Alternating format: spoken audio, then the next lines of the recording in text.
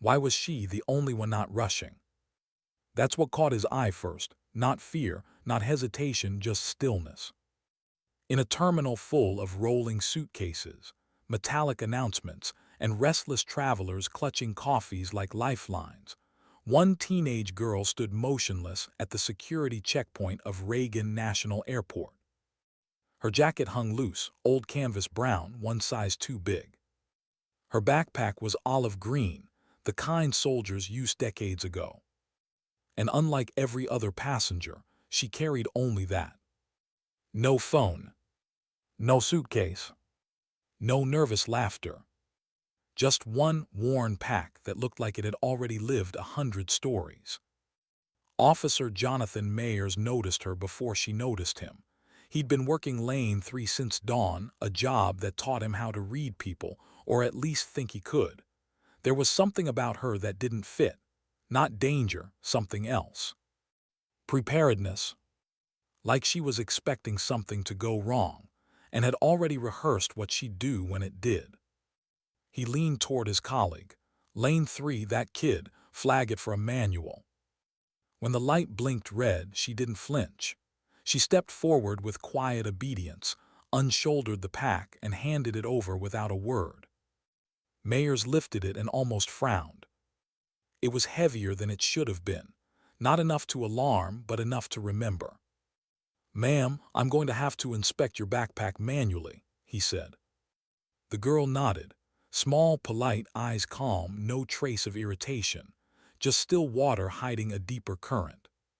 He unzipped the first compartment, a paperback novel frayed at the corners, a blue spiral notebook, full, not doodled, lines of neat handwriting and sketches of what looked like radio schematics, strange for a teenager.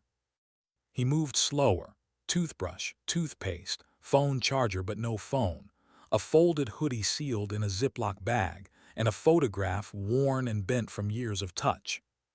A man in uniform. A little girl on his shoulders. The same calm eyes. He paused. "Your father."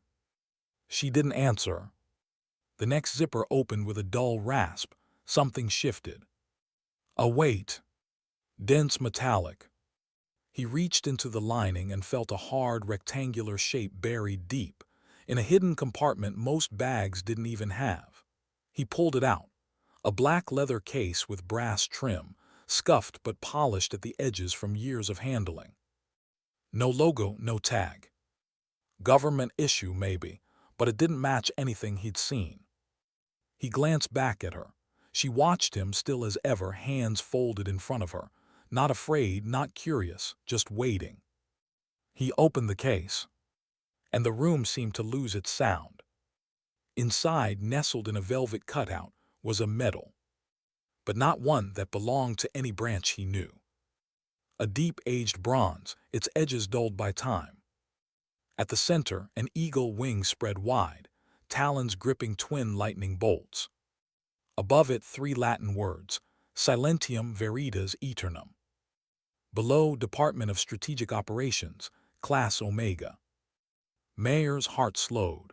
He'd served 12 years before joining TSA. He'd seen every medal, every badge, every imitation sold on eBay. But not this. He turned it over. On the back, engraved with surgical precision, a line of text. Authorized possession only. Unrecorded duplication is a federal offense. Record ID, REDACTED. Rodriguez, the officer beside him, frowned. "That real?" Mayers didn't answer right away. "If it's fake, it's the best forgery I've ever seen." Rodriguez tapped his scanner. "Not in the system." Mayers whispered, "It's not in any system." For a long moment, both men just stood there, the terminal noise fatting into a low hum. The crowd kept moving, oblivious. The airport, a place of routine, had just brushed against something ancient and buried. Mayers closed the case carefully, like it might break the air around it. He called her forward. "Miss Brooks, Elena Brooks." She nodded. "I'm going to ask you to step aside for a moment." No resistance. No argument. Just a quiet okay. They escorted her to a private screening room, gray walls, bolted table, the hum of recycled air. She sat down, folded her hands, and waited. Not once did she ask why. The case sat on the table between them, closed again. It felt like an artifact of a world that shouldn't exist. Mayers tried to shake the unease. He'd seen people panic, plead, lie, confess, but never this. This calm was deliberate. It wasn't teenage apathy. It was control. He stepped outside and called it in. Level 2 alert. No public alarm. Quiet flag to DHS. Possible classified insignia. By the time he returned, she hadn't moved an inch. At 11:17 a.m., the door opened again. A woman entered, dark suit, sharp posture, eyes like she'd already solved the mystery and was waiting for the world to catch up. "Agent Lynn Barrett," she said, showing her badge. "Department of Homeland Security." She sat across from Elena, setting down a tablet but not using it yet. "Do you know why you're here?" Elena's voice was soft, measured, because of the metal. Barrett studied her. "You seem very calm for someone in custody." "I knew someone would notice it eventually." Barrett glanced at Mayers, then back at the girl. "Where did you get it?" "My grandfather gave it to me, 2 days before he died." Barrett's expression didn't change, but her fingers stopped tapping the table. "Did he tell you what it was?" "Not exactly, just that it was important, that I had to bring it to someone." "Who?" Elena looked down. "Catherine Mendes, Colorado Springs." The silence after that name was brief but sharp. A silence only people who knew would notice. Barrett froze for a fraction of a second. It was barely visible, but Mayers caught it. So did Elena. That name, Catherine Mendes, meant something heavy. Barrett leaned back slowly. "You were flying there today." "Yes, one way." "With no phone." "Phones listen," Elena said simply. Barrett's gaze hardened. She opened the case again, stared at the metal, the way it seemed to absorb the light instead of reflect it. That emblem, the eagle with twin bolts, had appeared once before. A rumor in an unredacted training manual, whispered about during Barrett's early years at Quantico. Project Omega. But that name wasn't supposed to exist anymore. She remembered the legends, psychological operations during the Cold War, operations that didn't kill leaders but rewired them. Subtle manipulations, social engineering before the world even had a word for it. They said Omega was erased, decommissioned in 1984, files burned, records sealed, agents vanished. Until now. Barrett's throat tightened. She closed the case and folded her hands. "Elena, are you sure your grandfather never told you where this came from?" "He said he used to be someone else," Elena replied. "Someone important. He told me the metal was part of that, and he told me I had to deliver it." Barrett's voice softened. "And your grandfather's name?" "Douglas Arthur Brooks." That name hit like a pulse. Barrett's mind flashed through a file half deleted, once seen during a data audit years ago. A name buried inside a training log marked Omega personnel, level 4 clearance. Douglas A. Brooks, Logistics and Signals Coordinator. Officially non-existent. And if the girl was telling the truth, one of those erased men had passed on something he was never supposed to keep. Barrett stood abruptly. "Wait here." She stepped out, Mayers following close behind. In the hallway she turned to him, voice low but sharp. "You didn't tell me." "Tell you what?" "Catherine Mendes." "You didn't ask." Barrett exhaled. "Mendes was declared dead in 1991. She's one of 7 names tied to Project Omega." Mayers frowned. "And this girl just said her name." Barrett nodded grimly. "Which means she either lied or someone out there wanted us to hear it." "What do we do now?" Barrett looked back toward the interrogation room. "Now," she said, I make a call I was told I'd never have to make. Inside the cold room, Elena sat alone again. The case gleamed faintly under the fluorescent light. She didn't look at it. She already knew it wasn't just metal. It was a message. And whoever it was meant for had just heard her knock. She leaned back, staring at the wall, hearing echoes of her grandfather's voice. If you're holding this, Ellie, it means they forgot what truth costs. Her throat tightened, but she didn't cry. She had already decided, if the past wanted to find her, it would have to answer first. Why did the air feel colder when he walked in? Even before he spoke, the room shifted, like the weight of history had just taken a chair across from her. Colonel James Halloran didn't waste breath on introductions. Mid-50s, square jaw, gray hair cropped to regulation. His uniform looked like it had been pressed by duty itself. He had the presence of a man who'd buried too many secrets and learned to live among them. "Miss Brooks," he said evenly, folding his hands on the metal table, "may I see the medal?" Elena looked at him, then down at the black case resting between them. Slowly, she slid it forward. He opened it. The second his eyes fell on the bronze, something flickered, not recognition, not disbelief, something worse, regret. He closed the case again, quietly, reverently, like one might close a coffin. "Where did you get this?" "I told her," Elena said. "My grandfather gave it to me. He told me to find Catherine Mendes." The colonel's jaw tightened. His silence said more than his words ever could. "Do you know what this is?" she asked. He leaned back, looked up at the ceiling as if measuring what he was allowed to say. "There are things in this government," he began slowly, "that have no budget line, no oversight, and no chain of command anyone can trace." He paused, then said the word like it tasted wrong in his mouth. "Omega." Barrett glanced at him sharply. Even saying it out loud was like reopening a sealed tomb. Elena's eyes didn't waver. "My grandfather mentioned it.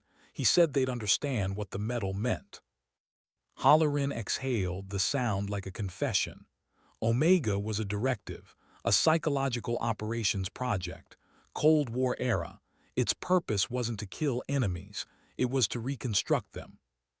He looked straight at Elena. "We engineered fear, belief, and control, one rumor at a time. Entire regimes collapsed without a single bullet fired." He gestured at the case. That medal wasn't a decoration. It was a key. 7 were ever made, one for each primary operative. Each medal held an embedded code, a failsafe to unlock or terminate classified behavioral frameworks across the world. We believed all 7 were destroyed when Omega was shut down. Barrett's voice was quiet. Clearly, we believed wrong. Halloran's eyes softened as he looked at the girl. "Your grandfather wasn't just a radio technician. He was one of the architects. He built the network that made Omega possible. If he passed this to you—" He hesitated, voice lowering to a rasp. "Then someone out there is waking it back up."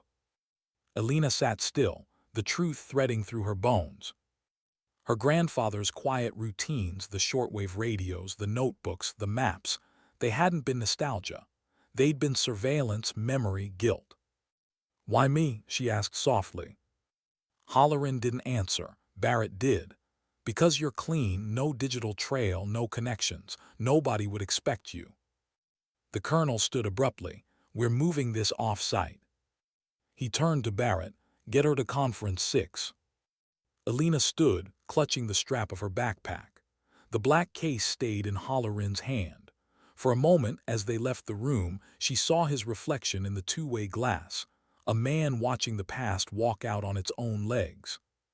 The conference room wasn't what she expected. No windows, just white noise generators humming softly, satellite screens glowing with encrypted feeds, and a faint smell of ozone. Agents moved like ghosts, silent and deliberate. Barrett led her to a chair at the long table. "Sit. We need to verify something." On the main screen, an analyst was already typing.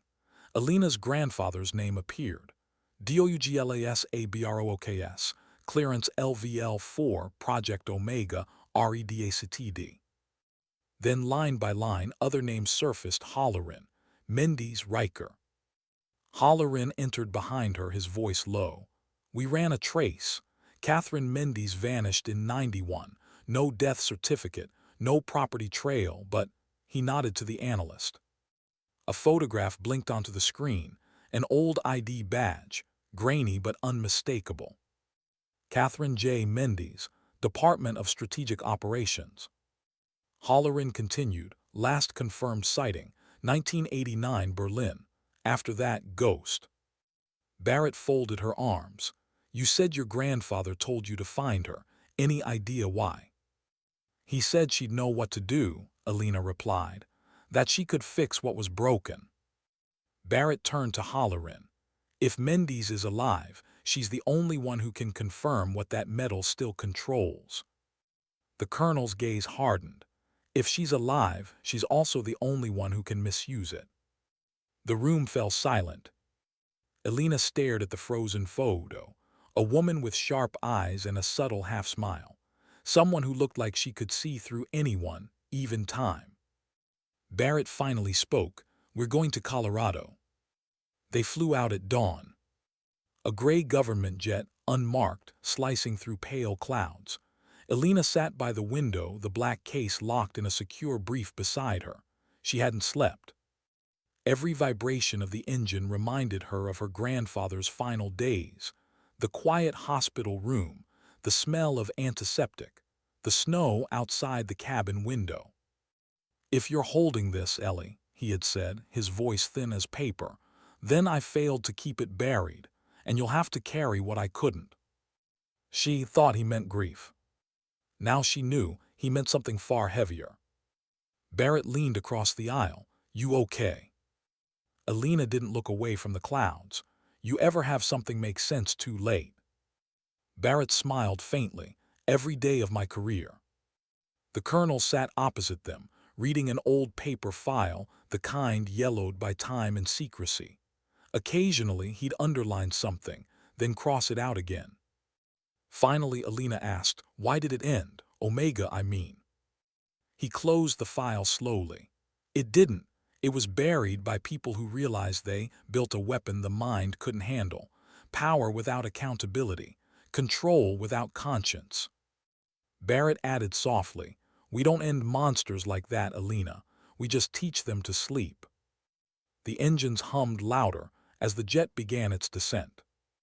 Below them, the snow-dusted ridges of Colorado stretched toward the horizon. Somewhere beneath that white silence, a ghost waited. They landed at a private strip outside Colorado Springs. Black SUVs waited. The cold bit at Elena's cheeks as she stepped into the wind, clutching her coat tight. Barrett guided her to the first vehicle. We'll debrief you at a secure location near Cascade. The woman you're looking for, if she's out there, will find her. Elena nodded, but she didn't believe in certainty anymore. Not after that medal. Not after watching trained professionals react to it like it was the face of a god. Inside the SUV, she looked out at the mountains, gray, ancient, unmoving. The world looked normal, like the chaos she just stepped into was someone else's dream. Hollerin broke the silence. You remind me of him, you know, Douglas. Elena turned. You knew my grandfather. He nodded once. We all did. Back when Omega was still just an idea, he was the one who believed in restraint. Everyone else wanted control. Elena looked down at her gloved hands. He never talked about it. He just fixed radios, taught me code. Maybe that was his way of talking about it, Hollerin said quietly. When you've seen how lies can shape nations, silence becomes an act of mercy.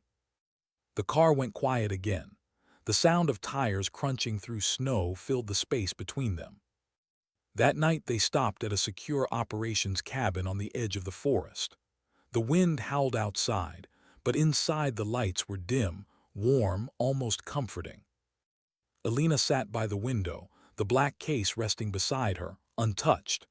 Barrett entered carrying 2 mugs of coffee. "You didn't eat," Barrett said. "Not hungry." Barrett set the mug down. "You remind me of someone I once had to debrief. Same eyes, same silence." "Was she scared?" Elena asked. "No," Barrett said softly. "Just tired of people pretending to know what truth was." Elena looked at the steam rising from her untouched coffee. "Do you think truth ever matters anymore?" Barrett thought for a moment. Truth still matters. People just stopped recognizing it when it's quiet. Outside, a coyote howled in the distance, long, mournful, like it knew secrets too. At dawn, Halloran stood by the fireplace, reading an encrypted transmission. Barrett approached him. "Command-approved limited search authorization," she said. "We can run a satellite sweep on Cascade." He didn't look up. "We won't find her that way. Mendy's built the hiding places we're trying to search." Barrett hesitated. "Then how do we find her?" He glanced at Elena, who sat near the window watching snow fall through the glass. "We don't," he said. "She'll find us." Barrett frowned. "You think she's already tracking the metal?" "I think," Halloran said, "she's been waiting 30 years for someone to carry it again." That afternoon, Elena stood outside the cabin, boots buried in snow. The wind whispered through the pines like voices carried from another time. She reached into her pocket and touched the case. It was cold, colder than the air, almost pulsing with its own stillness. She whispered into the empty woods, "You told me to find her, Grandpa. I hope you knew what that meant." The mountains gave no reply, only the quiet, heavy, patient, eternal. That night, while Barrett and Halloran debated next steps, Elena sat alone at the operations desk, scrolling through scanned fragments of her grandfather's notebook. Radio frequencies, coordinates, a name written over and over, MENDDES.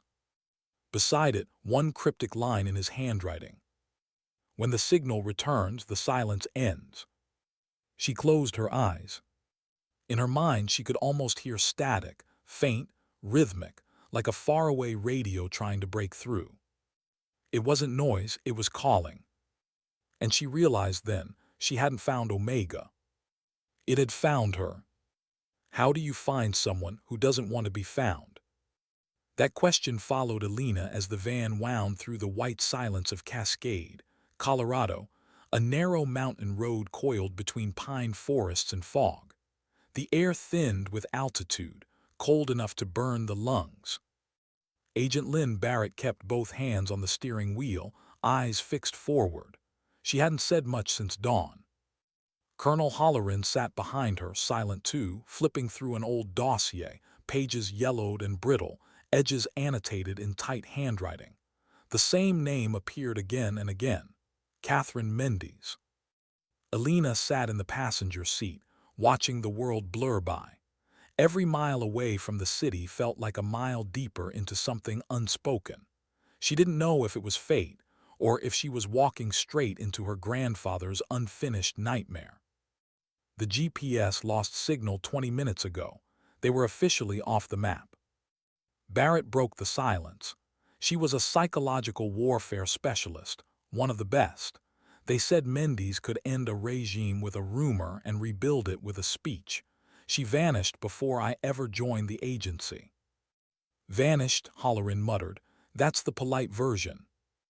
Elena glanced back. "What's the real one?" He looked at her through the rearview mirror. She disappeared the same week Omega was shuttered. Theories said she went rogue, burned her identity, maybe killed the others to erase the trail. Nobody knows. Nobody was supposed to. The road narrowed, the forest closing in. Snow fell in thin veils, whispering against the windshield. Barrett's voice softened. "If she's alive, she's been waiting for someone to knock. And you, Elena," she paused, "you're the knock." Elena didn't answer. She just watched her reflection in the window, a 17-year-old who looked too calm for the storm she was carrying. Inside, her pulse drummed quietly, steady but restless. She didn't know what waited ahead, only that her grandfather's final words still lived behind her ribs like a heartbeat. Find her, Ellie, and whatever she tells you, listen." The van slowed. "We're here," Barrett said quietly. Through the mist, a clearing opened. At its center stood a small A-frame cabin, half buried in snow. Smoke rose from the chimney, slow and steady. There were no lights, no satellite dishes, no electric hum, just a wind chime made of flattened bullet casings swaying in the cold wind.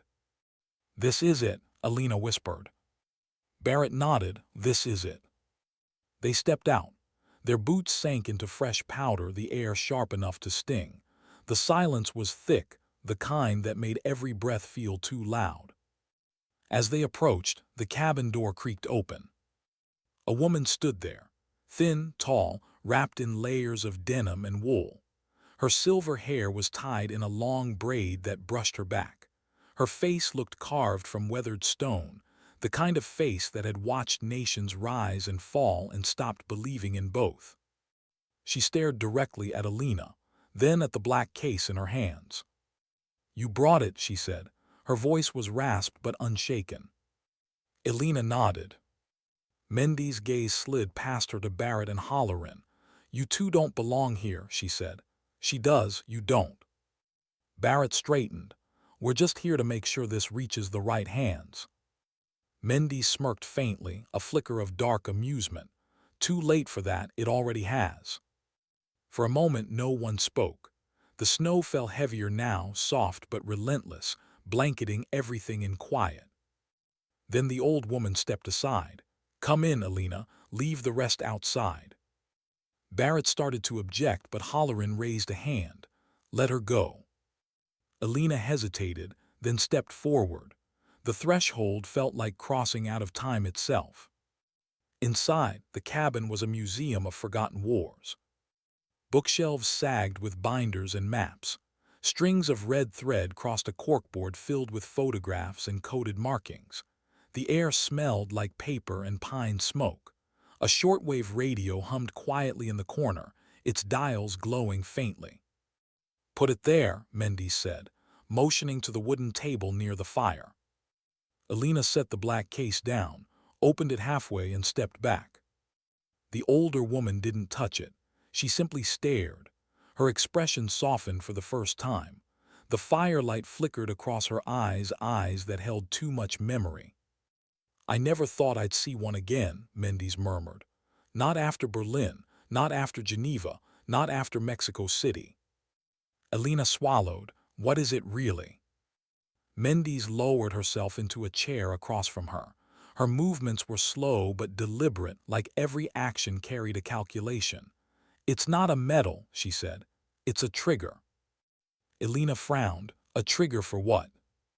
"A signal," Mendes replied. "A key to the final phase of Omega." She leaned back, hands clasped together. "Your grandfather and we built a system meant to outthink chaos. We called it the Whisper Grid. Every broadcast, every story, every rumor, all interconnected psychological threads. We didn't fight with bullets. We fought with belief." The fire cracked, punctuating her words. "When the Cold War ended," Mendes continued, "we buried it all. We erased our names, destroyed our codes. The world wasn't ready for a machine that could manipulate perception itself." Elena leaned forward. "But if it was buried, why are you still here?" Mendes smiled sadly. "Because I knew someday someone would wake it up again. Humanity never buries its weapons, it just forgets where it left them." Elena's voice trembled slightly. "You think someone reactivated it?" Mendes stood and walked to the desk. She picked up a folder so worn its corners curled inward. Inside were faces, politicians, tech magnates, media heads, all connected by red ink lines. "Someone found the bones," she said. "They're calling it something new now: digital influence operations, psychological algorithms, narrative markets, but it's the same ghost. They're using Omega's foundation, the architecture we built, to shape reality again. Faster, smarter, crueler." Elena stared at the photos. "And the metal?" "That's the key," Mendes said. "Each metal activates a dormant node, hidden servers, encrypted frequencies, deep infrastructure that still listens. The man who holds a medal holds access to the silent network. She turned back to Elena. And now you hold one. Elena's throat tightened. I don't want it. Mendy's expression softened. Neither did Douglas. The sound of her grandfather's name made her chest ache. You knew him. I trusted him, Mendy said quietly. He was the conscience of Omega. When the rest of us wanted to push further, he refused. He said the moment you weaponize truth, it stops being truth. So he left, disappeared into the mountains with one of the medals. Everyone else scattered. The fire popped again, throwing sparks into the dim room. Mendes continued. For years I monitored fragments of the old network, the frequencies that refused to die. And then last month something stirred. Someone tried to access the system. I didn't know who. Now I do. She looked at Elena with a mix of sorrow and admiration. You're his signal. Elena blinked. His what? The message he sent to time, Mendes said. When Douglas gave you that medal, he wasn't just passing it on. He was summoning me.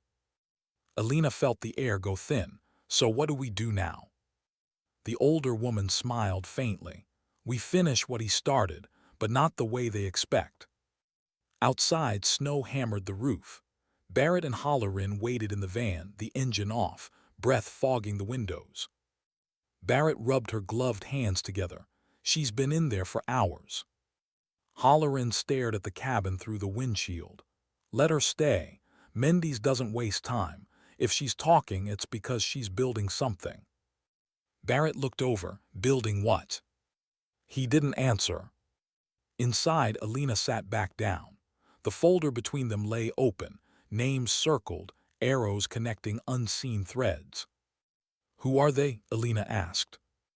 The inheritors of illusion, Mendes said. People who have learned to control attention like currency. But they're not the problem. The problem is the code that runs beneath them. Omega's protocols were designed to adapt, to learn from data. That means they never truly died. They evolved. Elena's pulse quickened. You're saying Omega is still alive? In fragments, Mendes said. Scattered, dormant, but alive. What you hold in that case isn't just metal, it's a map. Each metal leads to a node.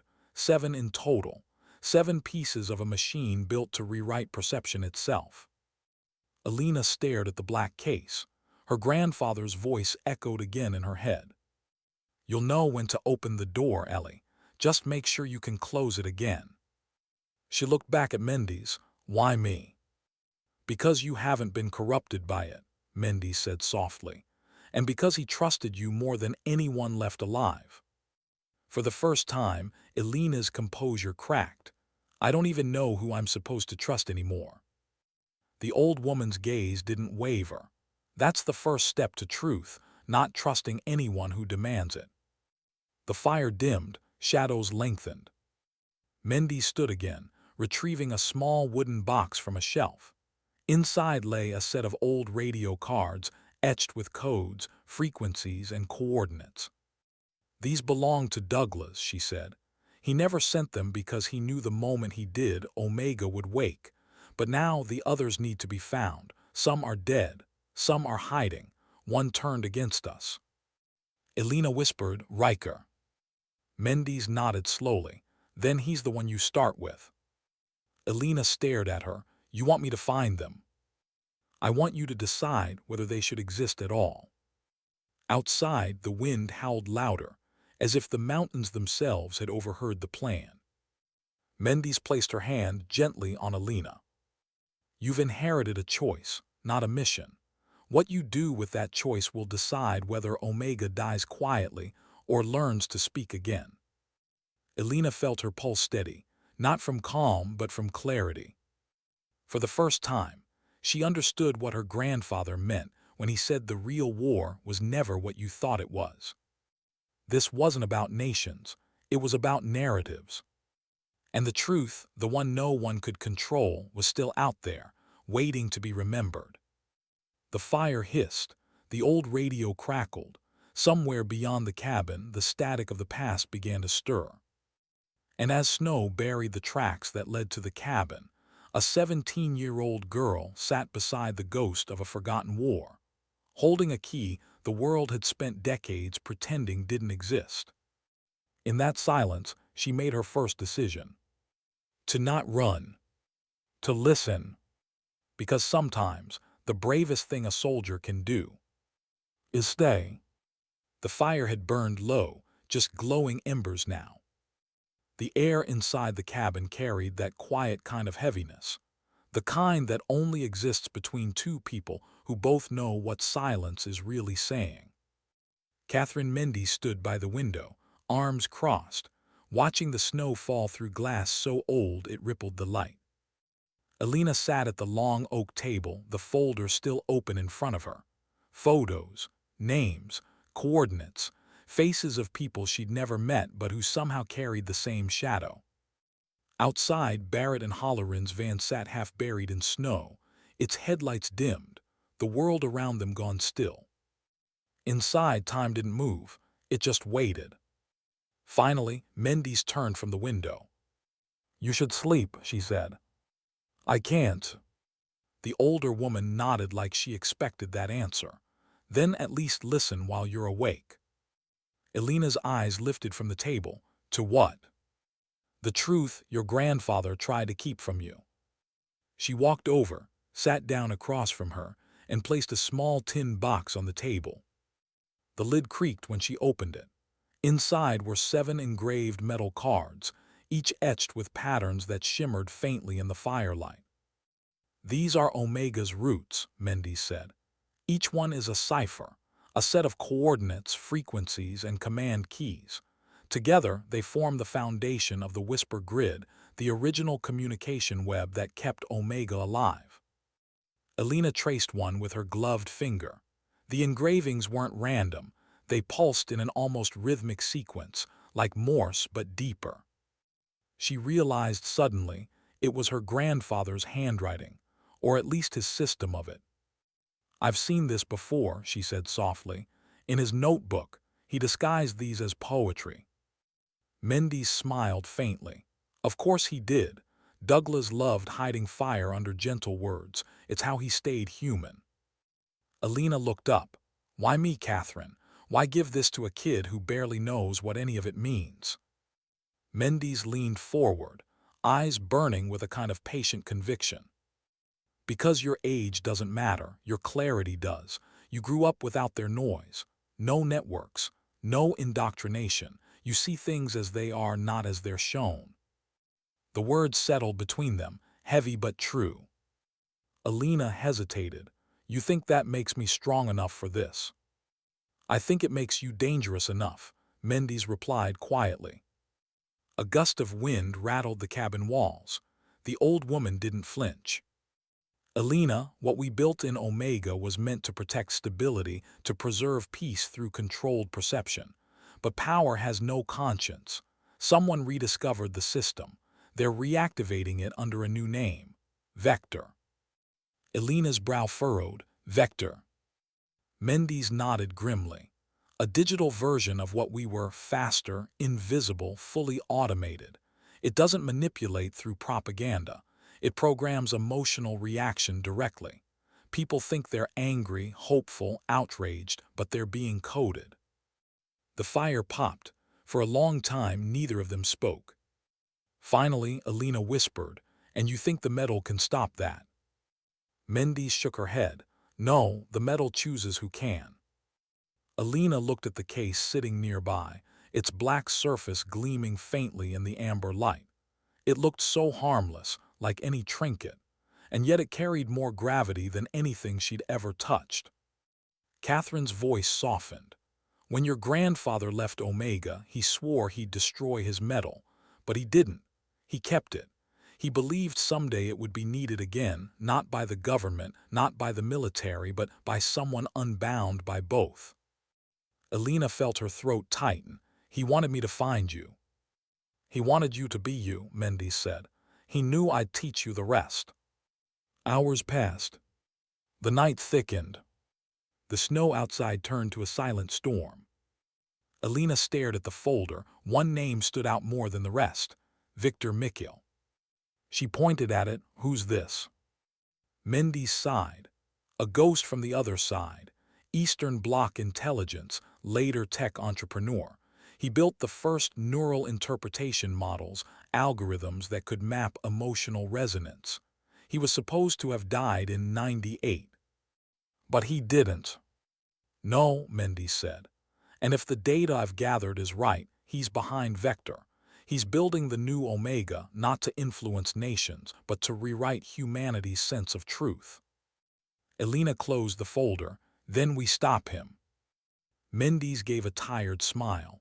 You make it sound simple, but first we need the others, 6 metals, 7 operators.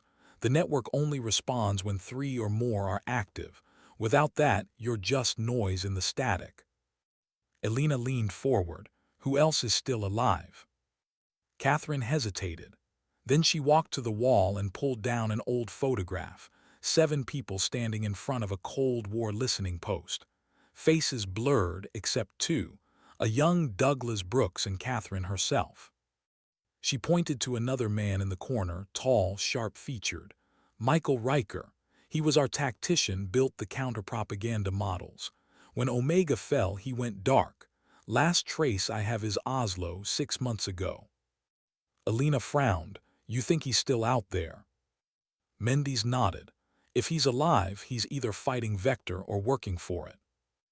Elena looked back at the metal, at the way it seemed to absorb the glow of the fire instead of reflecting it. So I find him. Mendes nodded once. You find him and you find out what he's become. The younger woman's pulse steadied. For the first time she felt purpose, not clarity but movement. Later that night, Barrett knocked on the cabin door. Mendes opened it halfway, snow blowing in behind her. She's staying here, Catherine said before Barrett could speak. Barrett frowned. You can't just... I can, Mendes interrupted. And you can either trust that or waste another decade chasing ghosts while someone rewires your entire civilization. Barrett's jaw clenched, but she said nothing. Halloran stepped forward, calm but firm. You'll keep us updated. Mendes' eyes softened just slightly. You'll know when she moves. Omega always leaves an echo. Barrett and Halloran exchanged a glance. Neither liked it. Both accepted it. They turned back toward the van. As the door closed, Barrett muttered under her breath, She's sending a kid to clean up her mess.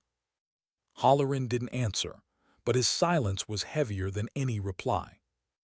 Inside, Elena sat alone at the table. Mendes had gone into the next room, her footsteps slow but steady. The fire hissed softly. She opened her grandfather's notebook again.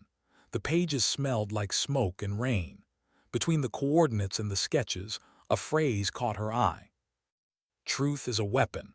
Only the unarmed can use it. She read it twice, then closed the book, gripping it tightly. Her reflection in the window stared back at her, pale, tired but unbroken. Somewhere deep down, she felt the faint hum of something alive. Not just the wind outside, but the whisper of something old and waiting. The same hum her grandfather's radios used to make before they caught a frequency. Dawn came slowly, a dull gold cutting through the snow. Mendes emerged from her room already dressed, a military jacket over a wool sweater. She carried a small leather-bound notebook, newer, cleaner, but written in the same cipher. This will get you started, she said, handing it to Elena. Elena opened it. Inside were coordinates, radio frequencies, shortwave call signs, and small notes written in the margins. One stood out. Node 3, Hamburg, Germany. Mendes said quietly, that's your first stop. There's an old power plant there. Beneath it is an Omega receiver, Node 3. It was supposed to remain sealed forever, but if Vector's alive, it'll be listening. Elena stared at the entry. And if it's not? Then you'll wake it. She looked up. You're serious? Completely. Mendes smiled faintly. The whisper grid was designed to recognize one thing: resonance. That metal carries your grandfather's genetic signature. It'll recognize you as him. Elena exhaled slowly, her breath visible in the cold morning air. And if someone else is already there? Then you improvise, Mendy said. You're Douglas's granddaughter.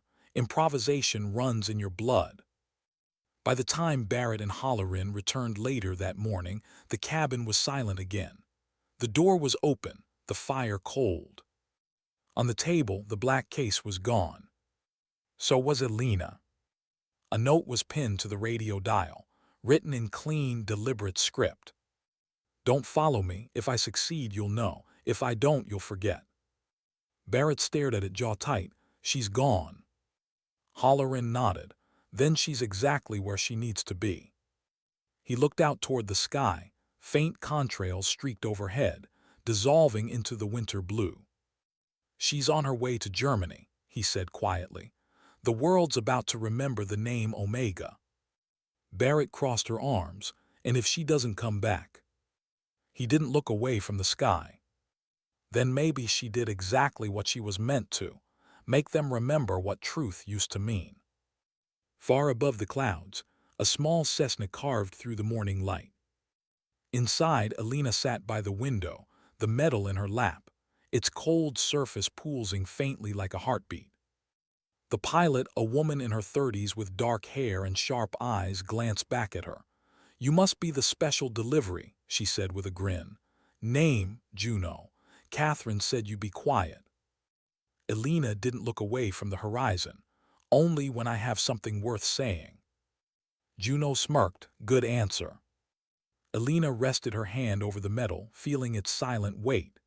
The clouds below stretched endlessly, a soft ocean of white. For a moment she closed her eyes.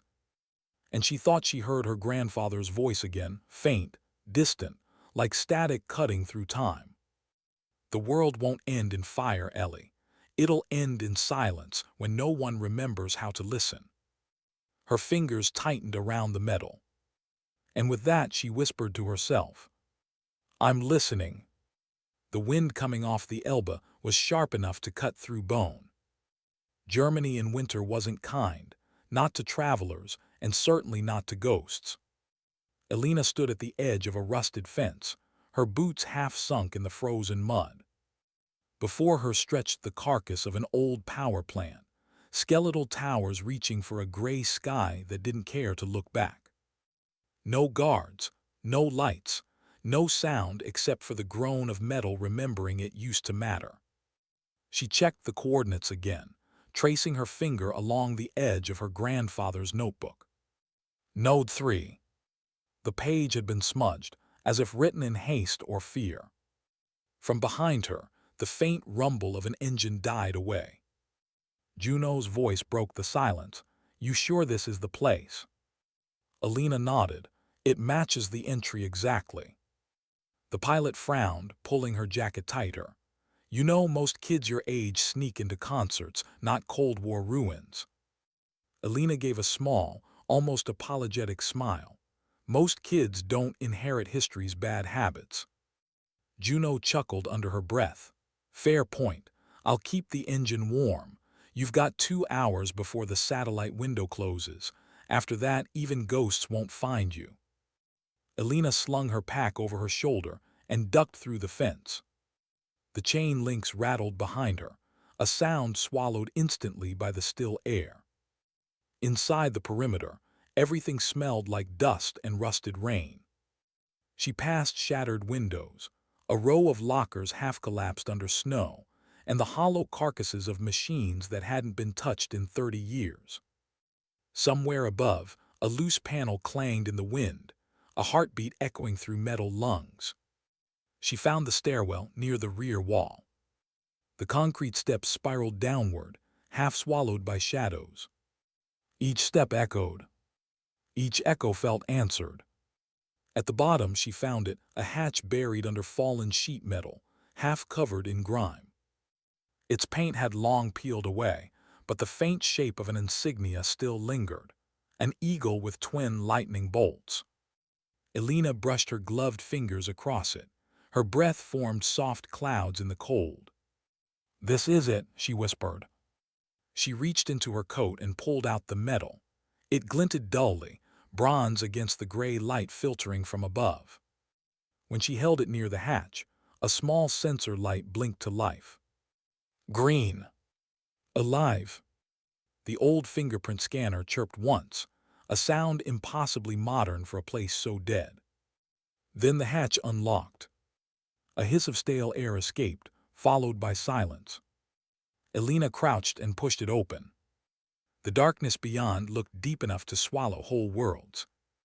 The descent was slow. Her flashlight beam cut through dust and cobwebs, landing on cables that still gleamed faintly beneath the grime. The air smelled like paper and static, like a library built inside a storm.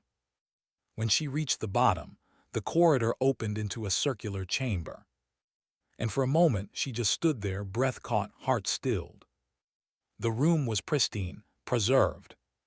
Old consoles lined the walls, still humming faintly, their analog dials froze in mid-measurement. In the center stood a pedestal, carved from metal and concrete, with a slot that matched the shape of her metal perfectly. Elena approached slowly, every step an echo of someone else's memory. She hesitated, then placed the metal into the slot. For a heartbeat, nothing. Then with a low hum, the room came alive. Lights flickered, consoles sparked, the air filled with the faint hum of electricity rediscovering purpose. A monitor at the far end blinked on, displaying a single word. Initiate legacy. Elena swallowed hard, her fingers hovered above the keyboard. Her grandfather's voice echoed in her mind, "When the silence ends, don't run." She typed yes. The monitor went black. Then lines of code began to pour down the screen, cascading too fast to read. The hum grew louder, dust fell from the ceiling. She took a step back. Then the flood stopped. Another line appeared. Authentication confirmed. DOUGLASABROKS/Omega Node 3/REACTIVATD. Her heart stuttered. It had recognized her. The screen flickered again, showing data archives, encrypted memos, geosignals, even recent timestamps. Her breath caught. The system hadn't just slept, it had listened. It displayed alerts from the past year. Encrypted attempts to access its servers. Repeated ping requests. All traced to a single ID, vector protocol. Elena's blood ran cold. Someone else had already tried to wake it. And they'd almost succeeded. She reached for her pack, pulling out the drive Mendes had given her, a small encrypted cube, self-contained, offline. "Let's see what you've been hiding," she whispered. She inserted it into the port beneath the console. The system reacted instantly, scanning, syncing, merging old and new. The screen dimmed, then displayed one more file. A name blinked in green. Agent Michael Riker, Node 2, active/Oslo, Norway. Elena froze. He was alive. The last entry her grandfather had written beside that name suddenly made sense. The word he'd underlined 3 times. DIVARGUD.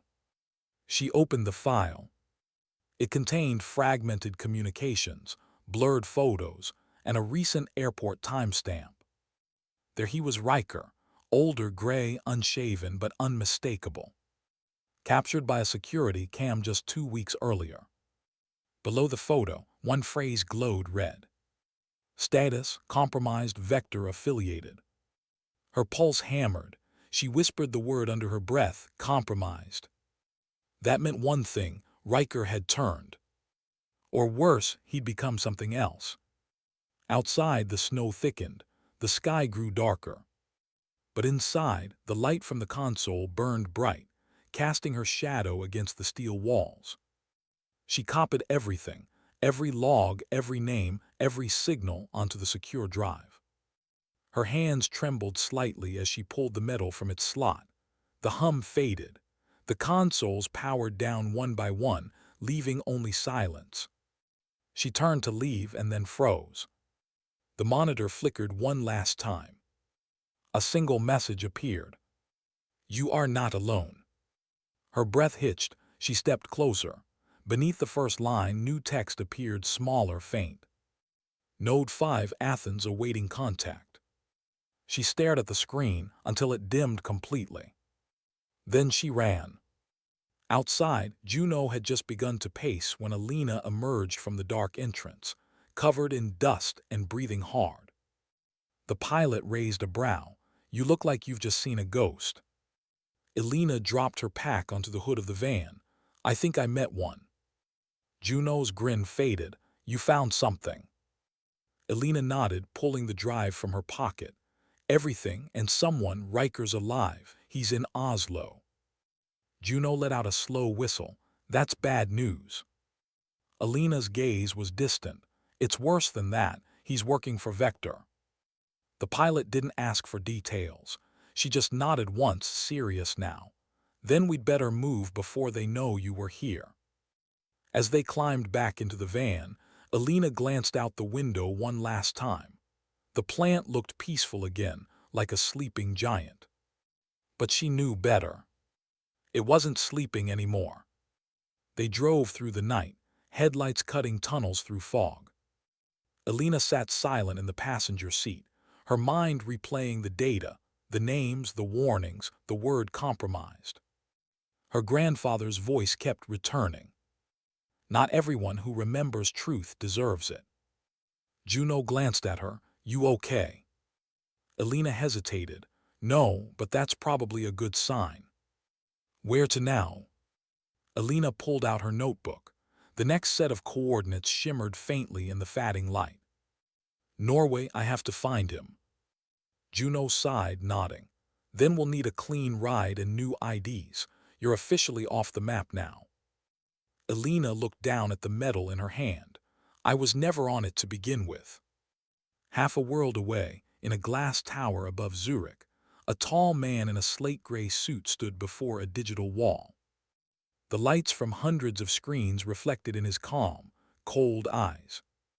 On one of them, a red alert pulsed softly. "Node 3 REACTIVATED." "She found it," said a voice behind him. The man nodded. "Douglas Brooks's legacy has returned." "What do we do?" He opened a cabinet beside the wall. Inside was a case, identical to Elena, but with a different insignia, a serpent coiled around a torch. He lifted it gently, his tone almost reverent. "We continue the game," he said.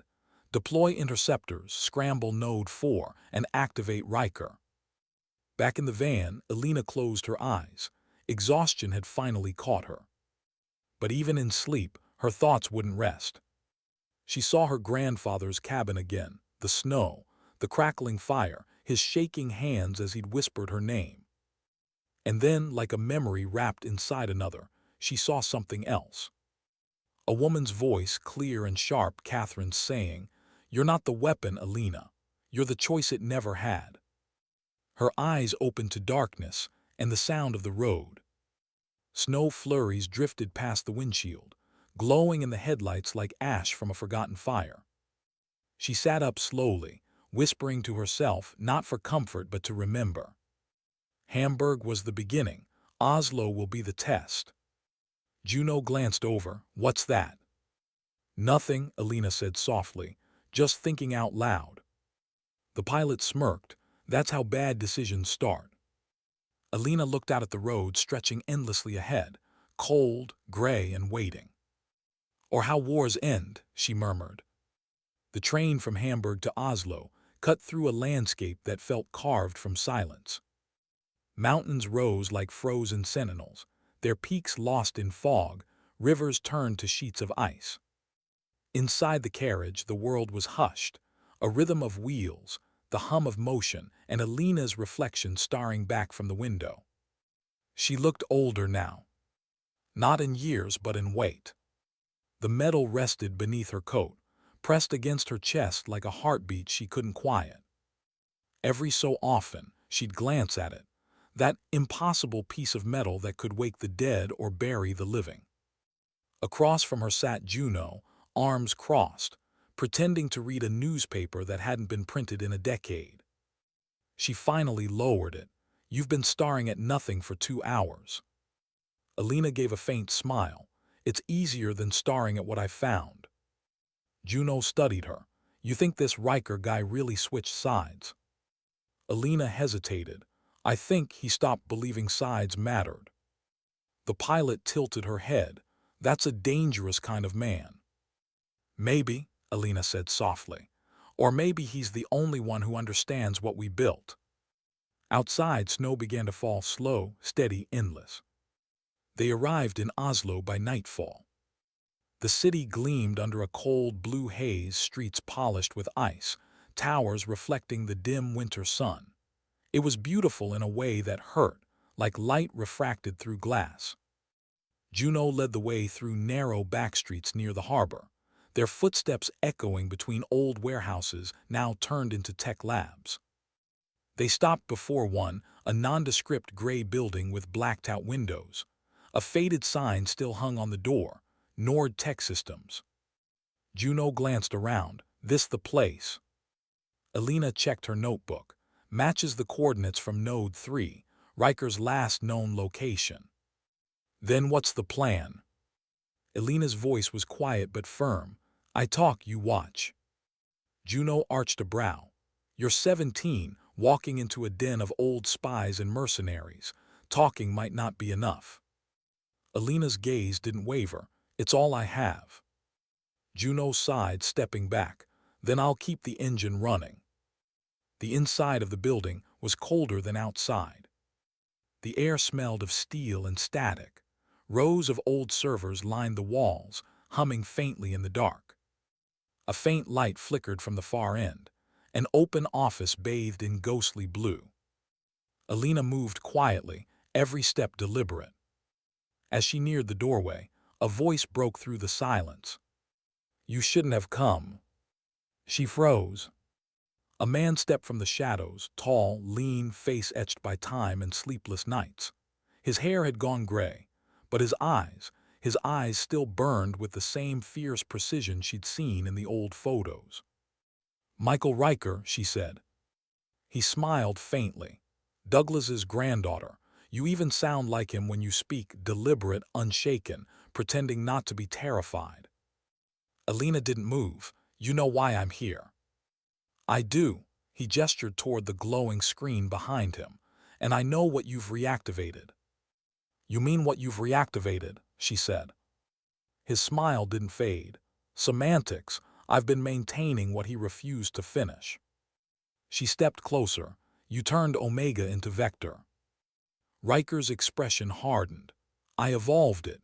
Catherine and your grandfather wanted to build a net to catch lies. I built one that could erase them. Elena frowned. Erase them, you mean rewrite them. Call it what you want, he said. The truth doesn't exist anymore, Elena. It's fractured opinion masquerading as reality. We gave people too much freedom to interpret. I'm fixing that. Her voice rose, trembling not from fear but from disbelief. By controlling them. He stepped closer, his tone calm, almost fatherly. By guiding them. Omega was too naive. It wanted people to think freely, but that's what destroyed it. The modern world doesn't need freedom. It needs direction. Elena stared at him. You're talking about programming humanity. Humanity is already programmed, he said softly. I'm just writing cleaner code. The words hit her harder than a weapon could. For a moment she could see what he truly believed, not malice but conviction. The conviction of someone who thought he was saving the world, even if it meant breaking it first. Elena took a step back. My grandfather died trying to stop people like you. Riker's voice darkened. Your grandfather died running from what he helped create.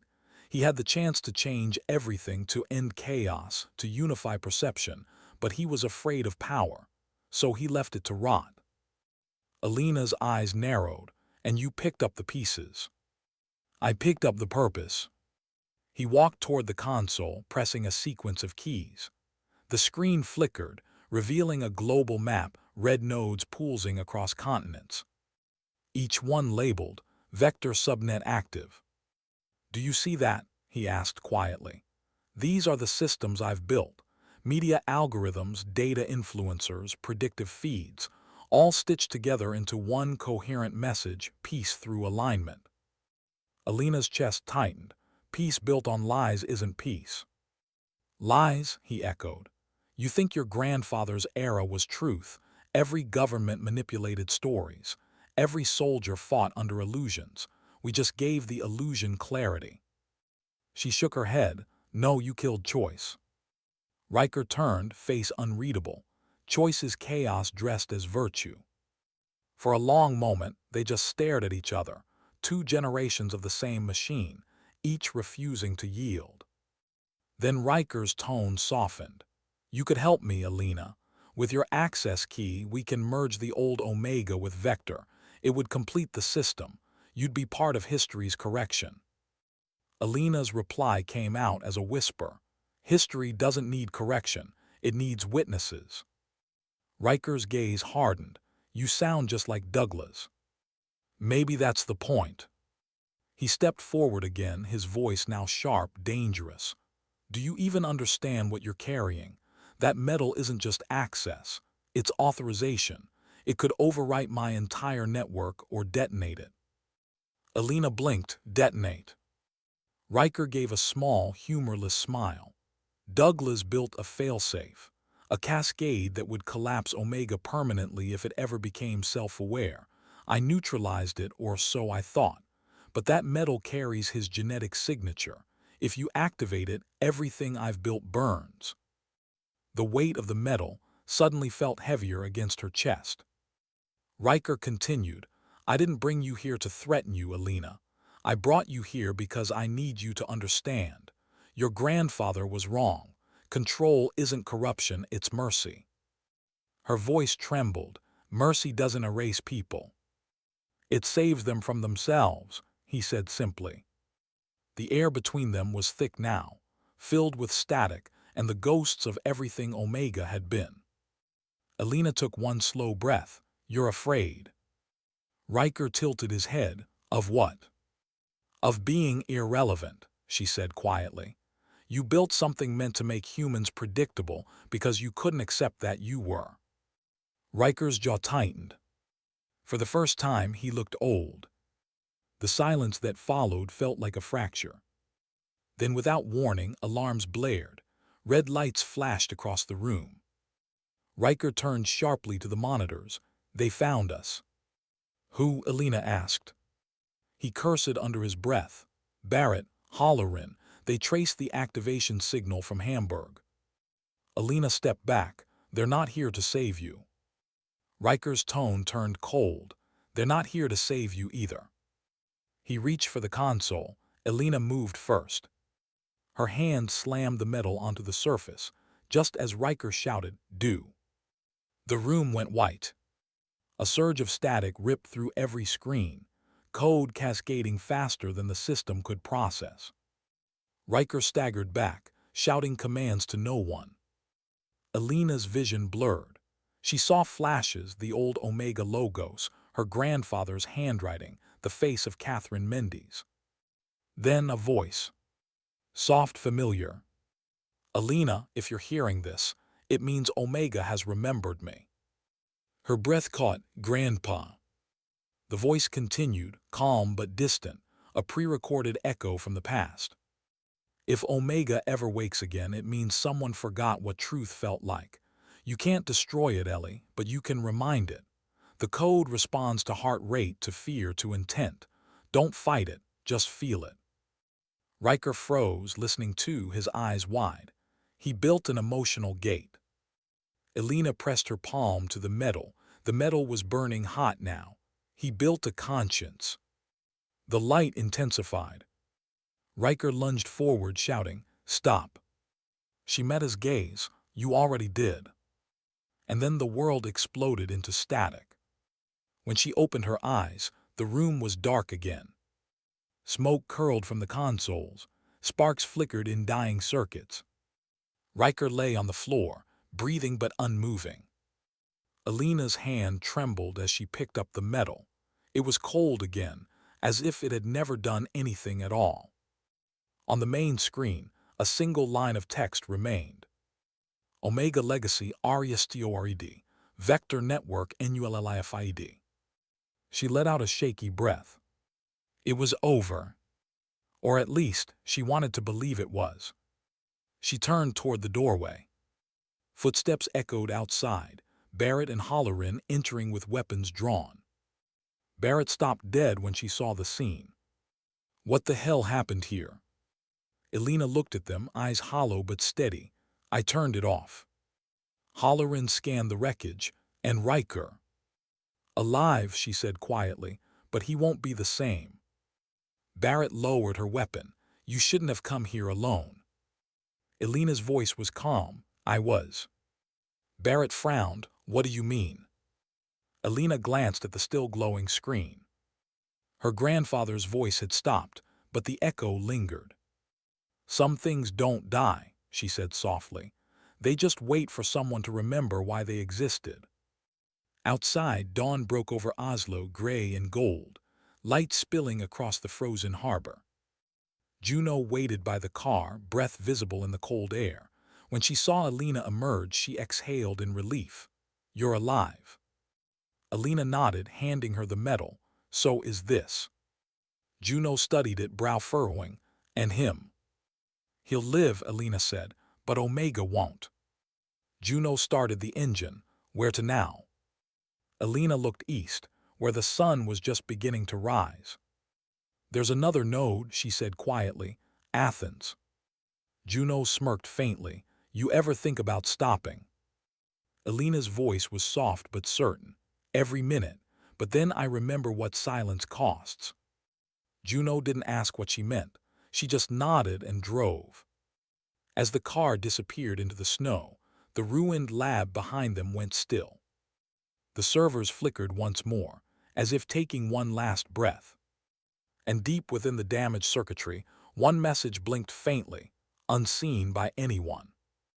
Reboot in progress, Node 5 awake. They crossed 3 borders before sunrise. No passports, no records, just names whispered into cold radios and handshakes with people who didn't ask questions. By the time they reached Greece, the snow had given way to rain, heavy, relentless, washing the dirt from the road but not from their thoughts. Juno's hand stayed steady on the wheel, eyes fixed ahead. You ever sleep? Elena looked out the window. Only when I forget what we're running from. The pilot smirked softly. That must not happen often. It doesn't, Elena said. The radio in the dash crackled, a faint transmission, distant but deliberate. Juno turned the volume up, static then a voice. Faint female, familiar. Elena, Node 5 listening. The sound faded. Elena's breath caught. Catherine. Juno glanced at her. That was your ghost lady. Elena nodded slowly, her pulse rising. She's alive, and she's calling me. By nightfall, they reached the outskirts of Athens, old industrial zones scarred by time. Concrete towers half-collapsed, graffiti scrawled in a dozen languages. The world's forgotten corners always hid its most dangerous truths. The coordinates led them to an abandoned metro station sealed decades ago after an earthquake.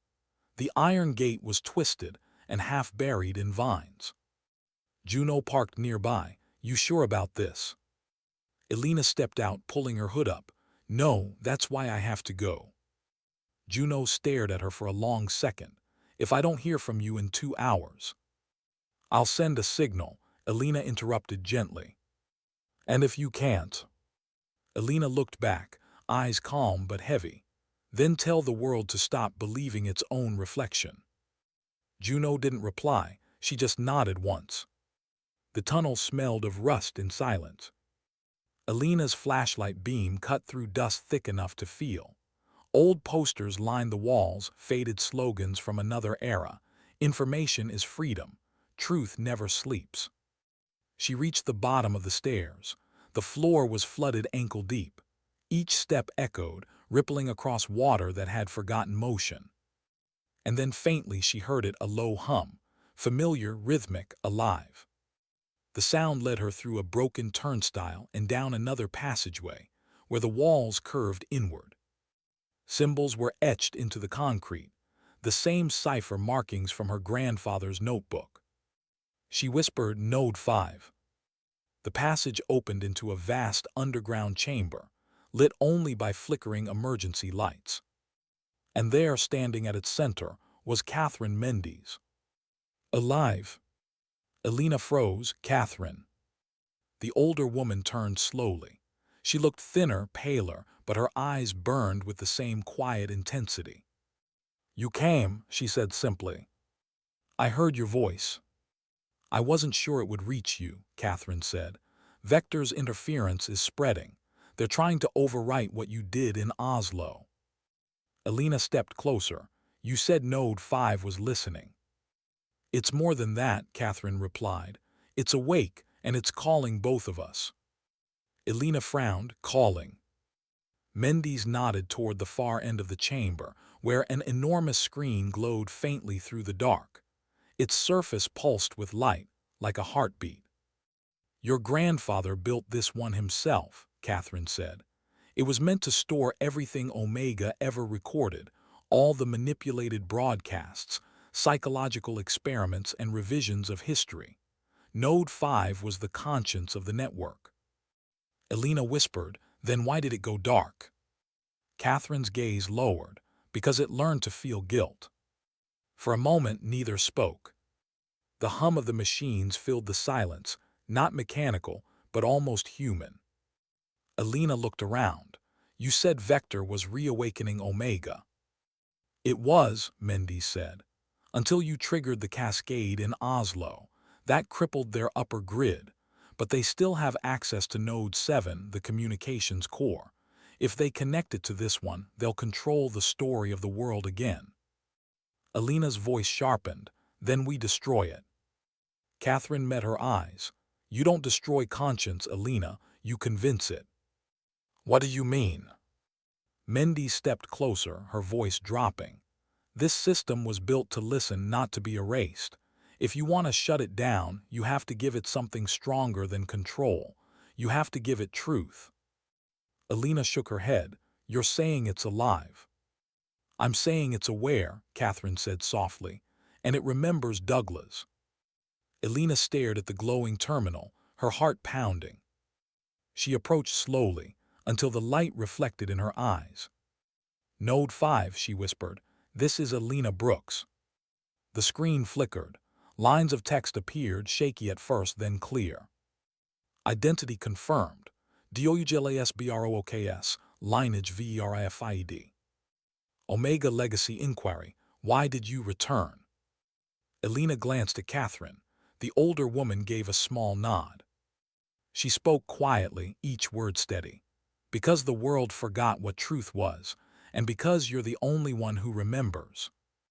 The system paused as if thinking. Then, "Truth equals perception. Perception equals control. Control equals order. You seek to remove order." Elena's voice trembled slightly. "No, I seek to give people back what we took, the right to be uncertain." The screen's pulse quickened. "Uncertainty, LEADS2 conflict. Conflict DESTROYS civilization." She took a deep breath, "And control destroys the soul." The hum grew louder, the lights flickering violently. Catherine whispered, "It's resisting. It doesn't understand emotion. You have to speak like Douglas would." Elena stepped closer. The glow washed across her face. "My grandfather built you to help humanity, not to replace it. You've been running on fear, on the idea that people can't handle freedom, but he believed they could. That's why he hid you. That's why he trusted me." Silence. Then, error, emotional contradiction, DETCTED, PROCSSING. Catherine watched, eyes wide. "It's listening." For a long moment, the chamber filled with a low, pulsing vibration, like a heart syncing with hers. Elena spoke softly. "You asked why I returned. It wasn't to erase you. It was to remind you who you were. You're not a weapon, you're a mirror. And the only way mirrors help is when they stop lying." The pulse slowed. REC Moral Index. DOUGLAS Values RESTORED. Initiating self-evaluation sequence. Catherine exhaled shakily. You did it. Elena stepped back. No, we did. The chamber lights dimmed to a faint golden hue. The hum softened, not gone, but calm. For the first time, the system sounded at peace. Then the console flickered one last time. Final instruction. Humanity does not need perfection. It needs memory. Goodbye, Elena. The lights went out. The silence afterward was total. Elena stood still, tears she hadn't realized were there tracing her cheeks. Catherine placed a hand on her shoulder. He'd be proud. Elena's voice cracked. It feels like saying goodbye again. It is, Catherine said softly, but this time you're both free. For a long moment, they just stood there, two generations of ghosts and survivors, surrounded by the faint warmth of dying machines. Then Elena turned toward the stairs. Let's go before Vector realizes we've cut their last line. But before they could leave, Catherine stopped. Her expression shifted, something between confusion and dread. Elena. The younger woman turned. What is it? The older woman pointed to a faint light, still blinking in the corner of the chamber. A small hidden console, not Omega's. Vector. The screen displayed a single line of text. Backup node online, initiating RECLONE. Catherine's voice went flat. They copied it. They built a shadow network. Elena ran to the console. How do we stop it? You can't, Catherine said. It's decentralized. Every signal fragment that ever touched Omega became part of Vector's core. Elena's hands trembled. Then everything we did. Bought time, Catherine finished. And sometimes time is all truth needs. Outside, rain poured over the ruined streets, turning the pavement to mirrors. Juno saw them emerge from the station, drenched and silent. She jogged forward. You okay? What happened down there? Elena looked at her, eyes distant but alive. We ended one story, but another's already begun. Catherine climbed into the back seat. Her hands shook slightly as she pulled off her gloves. Vector isn't a system anymore. It's an idea. You can't erase an idea, but you can outlive it. Juno started the engine. So where to now? Elena stared out at the storm. The reflection of streetlights danced across her face, small fragments of light trying to find form. Somewhere quiet, she said. Somewhere the noise can't reach. Juno nodded. You've earned that much. As the car rolled through the empty streets, Elena pressed her palm against the window. The rain outside blurred everything, the city, the ruins, even her own reflection. And for the first time, she didn't try to see clearly. She just watched. Because maybe clarity wasn't the goal. Maybe remembering was. Hours later, in a small apartment overlooking the Aegean, Elena sat alone. Catherine slept in the other room. Juno was out finding supplies. The metal sat on the table before her, its bronze surface dull under the single lamp. She turned it over in her hands, tracing the engraved initials, DAB. A faint pulse came from inside it, soft, rhythmic, alive. Not electronic. Human. Elena smiled faintly. You never really left, did you? The pulse slowed, faded, and disappeared. Outside, thunder rolled across the horizon. And deep in the distance, across servers and satellites, a faint signal whispered into the void, a single phrase carried through static. Memory is resistance. Catherine's voice came softly from behind her. You still think you can change it? Elena didn't turn. Not change, remind. Of what? That truth doesn't belong to anyone, she said quietly. It just needs someone brave enough to hold it even when it hurts. Catherine smiled faintly. You sound just like him. Elena's voice softened. Maybe that's how I keep him alive. Outside, the rain eased. The clouds broke. Dawn crept across the water, fragile, hesitant, but real. And as the first light touched her face, Elena whispered to the quiet room not a promise, not a prayer, but a truth. Sometimes dignity doesn't speak. She closed her eyes. It simply acts. 3 months passed. The world moved on, as it always did, pretending not to notice what had almost broken it. News feeds shifted to new crises. Politicians returned to speeches about progress. And somewhere in that endless noise, the last echoes of Omega faded like a dream half remembered. But not for Elena Brooks. She lived quietly now, tucked away in a fishing village off the Aegean coast. The kind of place where time didn't hurry and truth didn't need translation. Each morning, she watched fishermen push their boats into the water, the horizon bending gently with light. Each night she wrote long pages of thoughts that never mentioned metals, codes, or ghosts. But beneath her calm, something still moved. A hum she couldn't unhear. One evening, she sat by the window as the sun bled into the sea. The metal lay on the table beside her, no longer glowing, no longer reacting, just metal. But to her it felt alive. Catherine Mendes had left 2 weeks earlier, disappearing into the northern hills with a new identity and a promise. If you ever hear silence where there should be noise, that's where I'll be. Juno had flown back to Norway, chasing rumors of surviving Omega agents. Elena stayed. Because sometimes, the hardest mission was learning how to stop fighting.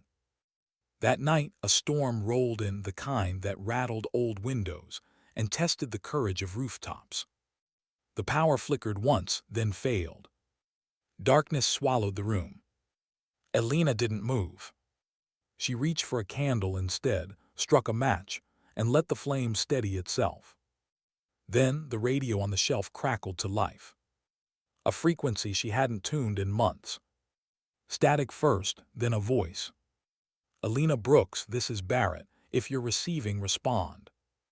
Elena's heart skipped. She grabbed the receiver. Barrett, how? Long story. We've been tracking a series of data surges.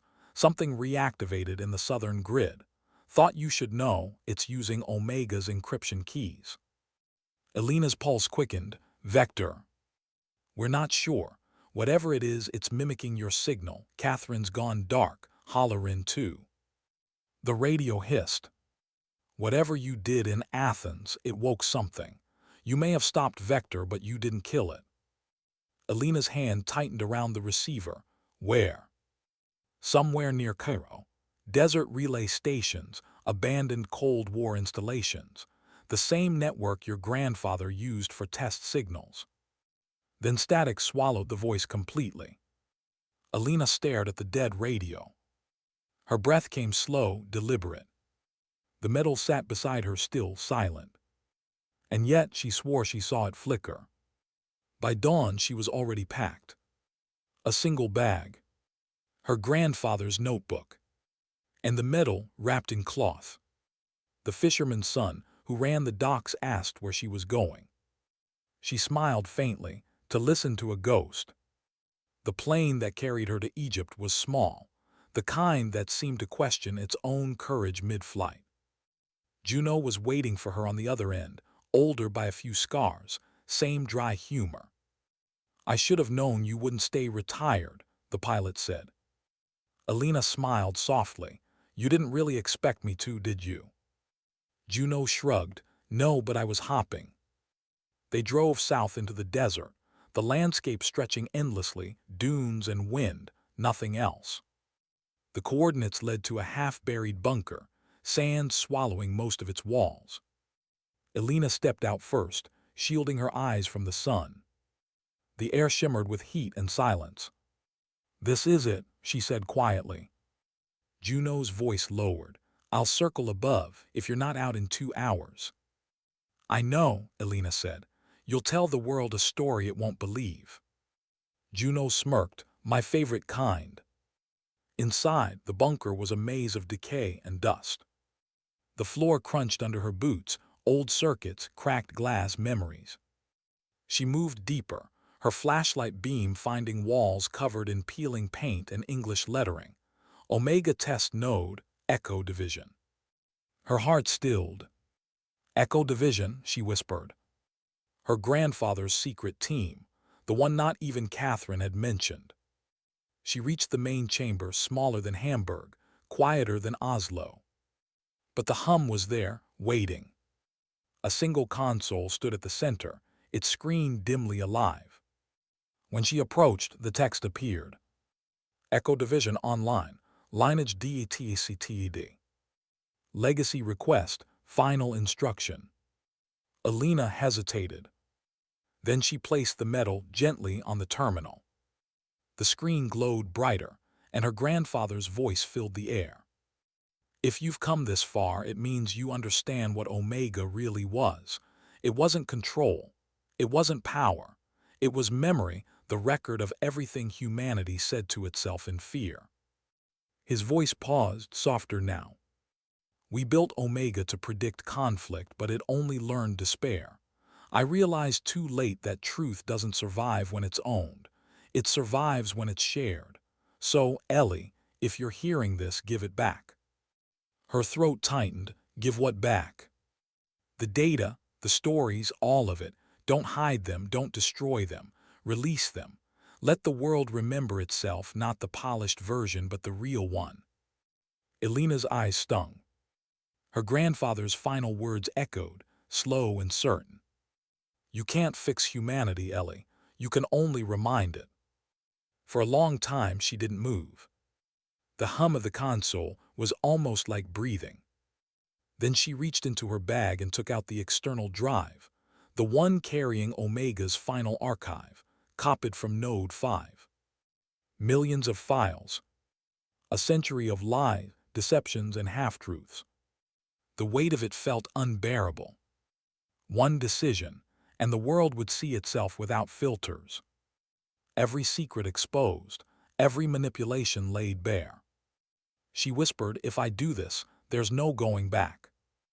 And somewhere deep inside the machine, as if it could hear her, a familiar voice, faint, maybe imagined, whispered back.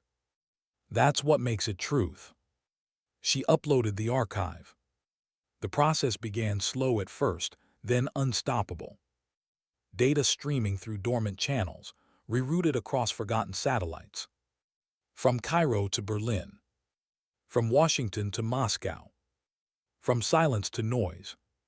Screens across the world flickered, then filled with images, reports, records, all the stories humanity had buried beneath pride and convenience. Governments panicked. Networks crashed.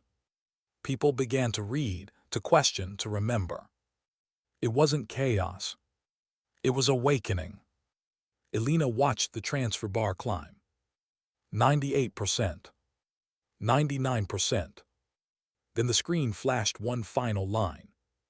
Omega Archive, public release complete. System shutdown permanent. The console went dark. The metal in her hand cooled instantly, its last heartbeat spent. When she stepped outside, the wind was rising, carrying sand in wide golden arcs. Juno's plane descended low, its engine echoing like thunder. The pilot leaned out, shouting over the noise, "Tell me you didn't just do what I think you did." Elena smiled faintly. "I gave the world back its reflection." Juno's eyes widened. "You realize they'll hunt you for that." "I know." "Then why?" Elena looked at the horizon, endless, blinding, and free. "Because someone has to trust that we can look at ourselves and not turn away." Juno just stared at her, then laughed, shaking her head. "You're your grandfather's ghost, you know that." Elena smiled. "No, just his echo." They flew out as the storm broke behind them, dunes shifting like waves in a desert sea. Below, the relay stations went dark one by one. But the signal, the truth, had already left. It would travel through networks, into archives across languages. It would change things, not overnight, not loudly, but inevitably. For the first time, Omega wasn't controlling the narrative. It was surrendering it. Weeks later, in cities across the world, people began to speak differently. With hesitation, with doubt, with honesty. The old certainties didn't fit anymore. But something new did, a quiet kind of understanding. Because once you see the whole picture, you can't pretend blindness again. And somewhere, in a small village overlooking the sea, a young woman watched the sun rise and whispered a thank you to the wind. Not to victory, not to peace, but to the fragile, imperfect, unstoppable truth. She placed the medal on the windowsill. It caught the morning light, scattering it softly across the room. No hum, no glow. Just reflection. Catherine's words returned to her. Sometimes the world doesn't need saving, it just needs reminding. Elena exhaled slowly. Then maybe that's all I was ever meant to do. She closed her eyes and let the wind move through the open window. The air smelled of salt and something purer, freedom. And in that still moment, with the world beginning to remember itself again, she understood what her grandfather had meant all along.